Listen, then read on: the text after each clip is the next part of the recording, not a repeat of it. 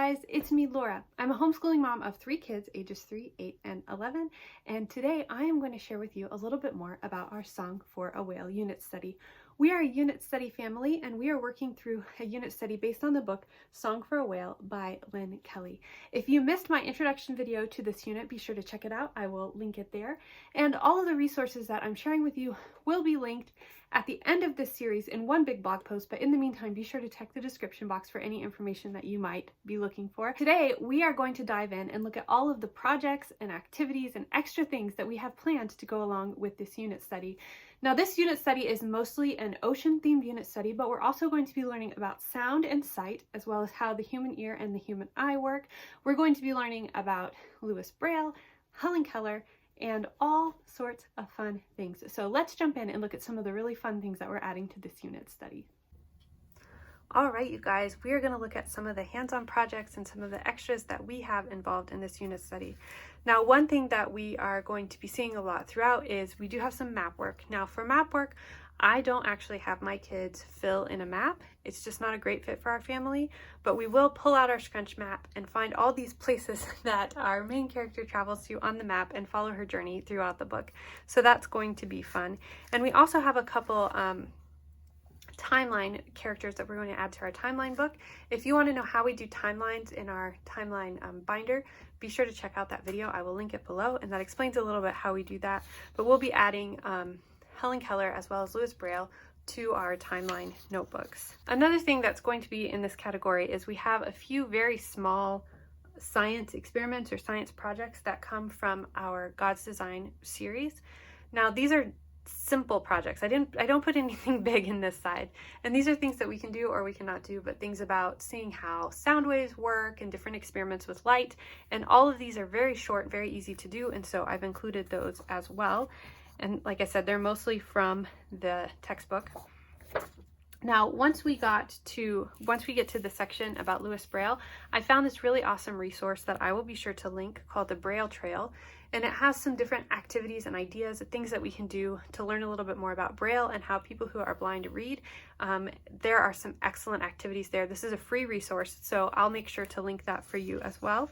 And another resource that we're going to be looking at when we do that section is called The Black Book of Colors. Now, this is a really fantastic book that was actually recommended to me by someone my mom knows who is blind, and it explores what colors might be like for someone who is blind. So when you look at this, it's all black, and then it explains the color. Red is sour like unripe strawberries and as sweet as watermelon. It hurts when he finds it on his scraped knee. And so if you look here, I don't know if you can see, there's a raised picture of a strawberry so that you could feel what a strawberry might feel like. And then on this side of the page, the words are written there in Braille. So that is how this entire book goes. And so I thought that this would be a really fun experience to add for the kids. Another really fun, exciting thing that is in this book is a report that my mom wrote when she was in school about the eye and sight. So this is a story that she wrote, and it's written in Magic School Bus style.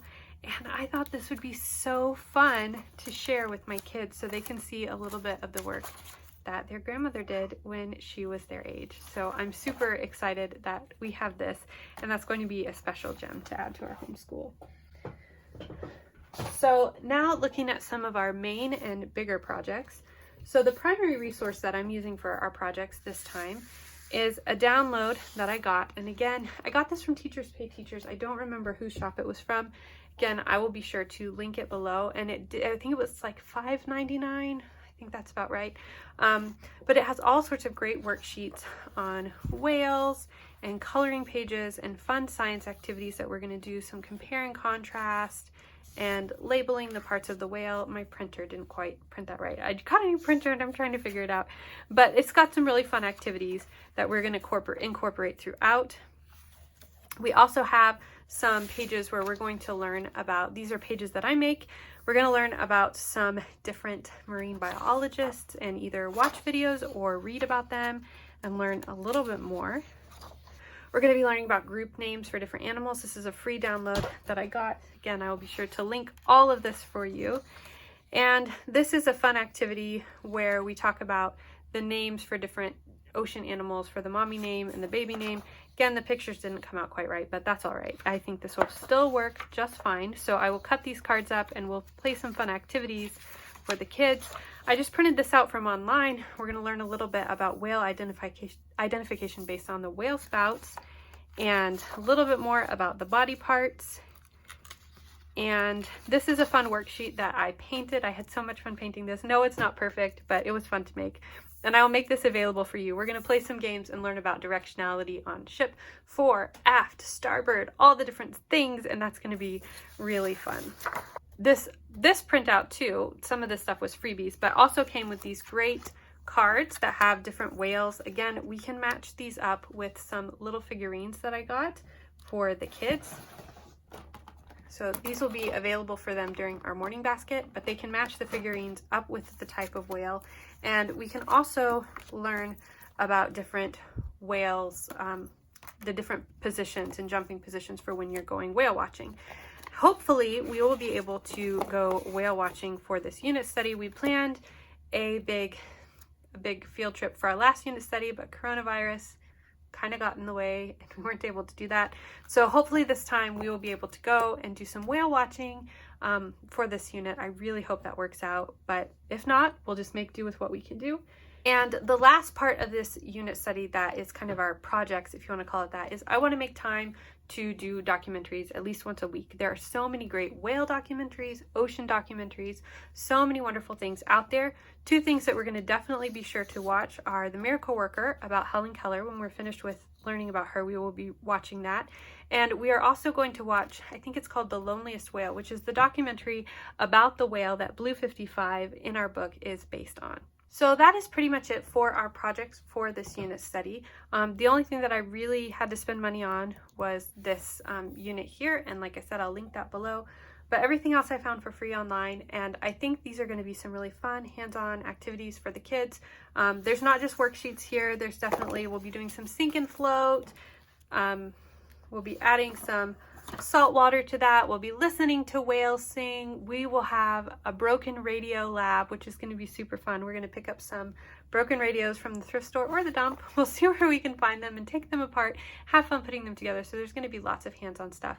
I will definitely link my lesson plans with links to all of these activities for you in the blog post when I'm done getting all of these videos for the unit posted. So definitely be sure to check that out. And I'm going to wait until the end because I'm still doing this unit study with my family and I want to make any corrections to any mistakes that I have in here. So definitely keep an eye out for that. And let me know if you have any questions below. If you missed the first video in this series, be sure to check it out. And I am eager to share with you more videos from our Song for a Whale unit study.